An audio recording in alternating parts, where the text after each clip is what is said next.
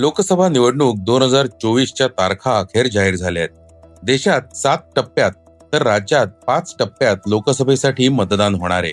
यासोबतच हवामान विभागाने विदर्भ, मराठवाड्यासह राज्याच्या विविध भागात पावसाचा इशारा दिलाय. या बातम्यांसह वुमन्स प्रीमियर लीग 2024च्या अंतिम सामन्यात आरसीबी आज दिल्ली कॅपिटल्स सोबत भिडणार आहे. या बातम्या आपण आजच्या पॉडकास्टमध्ये ऐकणार आहोत. नमस्कार, मी अनिरुद्ध गत्रे. आज 17 मार्च, वार रविवार. पहिली बातमी आहे लोकसभा निवडणूक 2024च्या वेळापत्रकाची. देशात 19 एप्रिल पासून 18व्या लोकसभेच्या 543 लोकसभा मतदारसंघांमध्ये एकूण 7 टप्प्यात मतदान होणार आहे. तर अखेरच्या टप्प्यातील मतदान 1 जून रोजी होईल. यानंतर सर्व लोकसभा मतदारसंघातील मतमोजणी एकाच वेळी म्हणजे 4 जून रोजी होणार आहे. या निवडणुकीत देशातील तब्बल 97 कोटी मतदार मतदानाचा अधिकार बजावतील. इतकंच नाही तर या लोकसभेबरोबरच आंध्र प्रदेश, ओडिशा, अरुणाचल प्रदेश आणि सिक्कीम या 4 राज्यात विधानसभा निवडणुकाही पार पडणार आहेत. महाराष्ट्राबद्दल बोलायचं झालं तर राज्यात 5 टप्प्यात होणाऱ्या लोकसभा निवडणुकीचं वेळापत्रक कसं असणार आहे याबद्दल सविस्तर जाणून घेऊया आमचे प्रतिनिधी यश वाडेकर यांच्याकडून. लोकसभा निवडणुकांचे बिगुल आता वाजले आहे. लोकसभा 2024 साठी महाराष्ट्रात 5 टप्प्यात मतदान पार पडणार आहे. 19 एप्रिल रोजी रामटेक, नागपूर, भंडारा, गोंदिया, गडचिरोली, चिमूर व चंद्रपूर येथील मतदान पार पडेल. तर 26 एप्रिल रोजी बुलढाणा, अकोला, अमरावती, वर्धा, यवतमाळ, वाशिम, हिंगोली, नांदेड व परभणी सोबतच अकोला पश्चिम या पोटनिवडणुकीसाठी मतदान पार पडणार आहे. तर 7 मे रोजी रायगड, बारामती, धाराशिव, लातूर, सोलापूर, माढा, सांगली, सातारा, रत्नागिरी, सिंधुदुर्ग, कोल्हापूर व हातकणंगले येथील मतदान पार पडणार आहे. 13 मे रोजी नंदुरबार, जळगाव, रावेर, जालना, छत्रपती संभाजीनगर, मावळ, पुणे, शिरूर, अहमदनगर, शिर्डी व बीड येथील मतदान पार पडेल. 20 मे रोजी धुळे, दिंडोरी, नाशिक, पालघर, भिवंडी, कल्याण, ठाणे, उत्तर मुंबई, उत्तर पश्चिम मुंबई, उत्तर पूर्व मुंबई, उत्तर मध्य मुंबई, दक्षिण मध्य मुंबई व दक्षिण मुंबई येथील मतदान पार पडणार आहे. एकूणच लोकसभा 2024 साठी महाराष्ट्रातील मतदान हे 5 टप्प्यात घेण्याचा निवडणूक आयोगाने निर्णय घेतला आहे.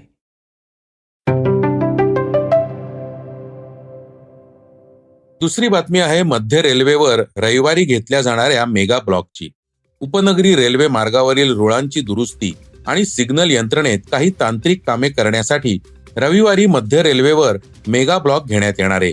यामुळे माटुंगा मुलुंड अप आणि डाऊन जलद मार्गावर तसंच हार्बर मार्गावरील कुर्ला वाशी अप आणि डाऊन मार्गावर मेगा ब्लॉक असणार आहे. तर पश्चिम रेल्वेवर दिवसा कोणताही मेगा ब्लॉक नसणार आहे. तर मध्य रेल्वेवर माटुंगा मुलुंड अप आणि डाऊन जलद मार्गावर सकाळी 11:30 ते दुपारी 3:55 पर्यंत मेगा ब्लॉक असेल. त्यामुळे या काळात सीएसएमटी येथून सुटणाऱ्या जलद मार्गावरील सेवा माटुंगा आणि मुलुंड स्थानकांदरम्यान डाऊन धीम्या मार्गावर वळवण्यात येतील. तर ठाणे येथून सुटणाऱ्या अप जलद मार्गावरील सेवा मुलुंड आणि माटुंगा दरम्यान अप धीम्या मार्गावर वळवण्यात येऊन त्यांच्या संबंधित नियोजित थांब्यांवर थांबतील. या गाड्या नियोजित वेळेच्या 15 मिनिटे उशिराने पोहोचतील. तर हार्बर मार्गावर कुर्ला ते वाशी अप डाऊन मार्गावर सकाळी 11:10 ते सायंकाळी 4:10 वाजेपर्यंत ब्लॉक असणार आहे. त्यामुळे या काळात सीएसएमटी येथून वाशी, बेलापूर, पनवेलसाठी सुटणाऱ्या डाऊन हार्बर मार्गावरील सेवा आणि पनवेल, बेलापूर, वाशी येथून सीएसएमटी साठी सुटणाऱ्या अप हार्बर मार्गावरील सेवा रद्द राहणार आहेत. तसंच या कालावधीत सीएसएमटी ते कुर्ला तसंच पनवेल ते वाशी दरम्यान विशेष सेवा चालवल्या जाणार आहेत.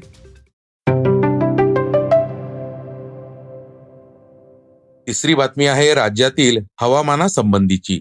सध्या राज्यात अनेक ठिकाणी पहाटे थंडी आणि दुपारी उन्हाच्या झळा पाहायला मिळत आहेत. या दरम्यान विदर्भात हवामान खात्याने पाऊस, गारपिटीचा इशारा दिल्याने अनेक शहरातील थंडी आणि उन्हाची ही तफावत कायम राहण्याची शक्यता आहे. पहाटेच्या वेळी अनेक ठिकाणी पारा हा 15 अंश सेल्सिअसवर येत असून कमाल तापमान 35.4 अंश सेल्सिअसच्या आसपास राहत आहे. त्यामुळे एकाच दिवसात हिवाळा आणि उन्हाळ्याचा अनुभव नागरिक घेत आहेत. या दरम्यान हवामान विभागाने विदर्भ, मराठवाड्यासह राज्याच्या विविध भागात पावसासाठी पोषक वातावरण तयार होत असल्याचं म्हटलंय. आज पूर्व विदर्भातील नागपूर, भंडारा, गोंदिया जिल्ह्यात वादळी वाऱ्यासह पाऊस आणि गारपिटीचा इशारा हवामान विभागाने दिलाय. तर उर्वरित राज्यात ढगाळ हवामानासह उन्हाचा चटका कायम राहणार आहे.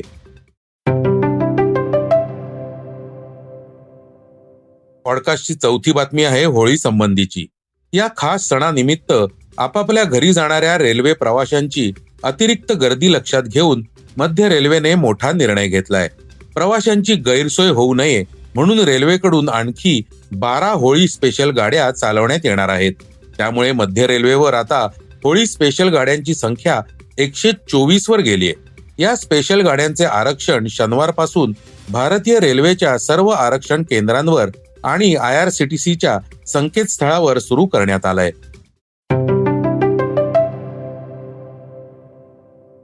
पाचवी बातमी आहे मोबाईल संबंधीची. आजकाल स्मार्टफोन हा आपल्या आयुष्याचा महत्वाचा भाग झालाय. जवळपास आपली सगळीच कामं मोबाईलवर होत असल्यामुळे त्याचा वापर टाळणं अशक्यच. पण मोबाईलच्या अतिवापरामुळे तुम्हाला नोमोफोबिया म्हणजेच नो मोबाईल फोबिया या आजाराची लागण होऊ शकते. यामध्ये एखाद्या व्यक्तीला स्मार्टफोनची एवढी सवय होऊन जाते की त्याच्याशिवाय ती व्यक्ती राहूच शकत नाही.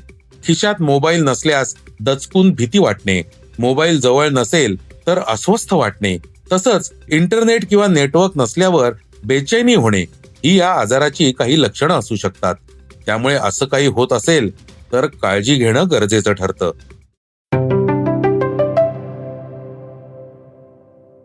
पॉडकास्टची 6वी बातमी आहे क्रिकेटच्या मैदानावरील.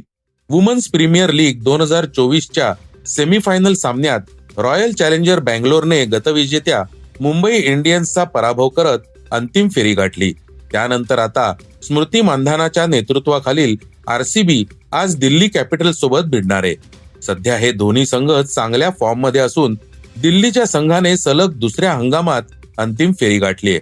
तर RCB पहिल्यांदाच WPLच्या फायनल मध्ये पोहोचली. त्यामुळे RCBचा संघ त्यांचं पहिलं विजेतेपद जिंकण्यासाठी जीवाचं रान करेल. तर पहिल्या हंगामात हुकलेलं विजेतेपद मिळवण्यासाठी दिल्ली देखील सगळा जोर लावणार आहे. आता ऐकूयात शेवटची बातमी मनोरंजन क्षेत्रातली. सुप्रसिद्ध अभिनेते मनोज बाजपेयी स्टारर जोरम या चित्रपटाचे दिग्दर्शक देवाशीष मखीजा सध्या मोठ्या आर्थिक संकटात सापडलेत. एका मुलाखतीत चित्रपट तयार करण्यासाठी कराव्या लागणाऱ्या संघर्षावर त्यांनी भाष्य केलंय. त्यांचा खूप चर्चा झालेला जोरम हा चित्रपट फ्लॉप झाल्याने आपले वाईट दिवस सुरू झाल्याचं ते म्हणालेत. 20 वर्षे चित्रपट क्षेत्रात काम करून सुद्धा माझ्या एकाही चित्रपटातून आर्थिक फायदा झाला नाही. माझी आजची आर्थिक परिस्थिती एक सायकल विकत घेण्या इतकीही नाहीये. मी माझ्या कोणत्याच चित्रपटातून पैसे कमावले नाहीत. मला माझ्या घराचे भाडे भरणे देखील जमत नाहीये, अशी खंत त्यांनी व्यक्त केली आहे. हे होतं सकाळचं पॉडकास्ट. उद्या पुन्हा भेटूयात. हे पॉडकास्ट तुम्हाला कसं वाटलं जरूर कळवा. त्याला रेटिंग द्या आणि इतरांना रेकमेंड करा. धन्यवाद. वाचा, बघा आणि आता ऐका आणखी बातम्या isakal.com वर. तुम्ही हा पॉडकास्ट isakal वेबसाईट आणि ऍप वर सुद्धा ऐकू शकता. विसरू नका, या पॉडकास्टला आपल्या आवडीच्या पॉडकास्ट ऍप वर सबस्क्राईब किंवा फॉलो करायला.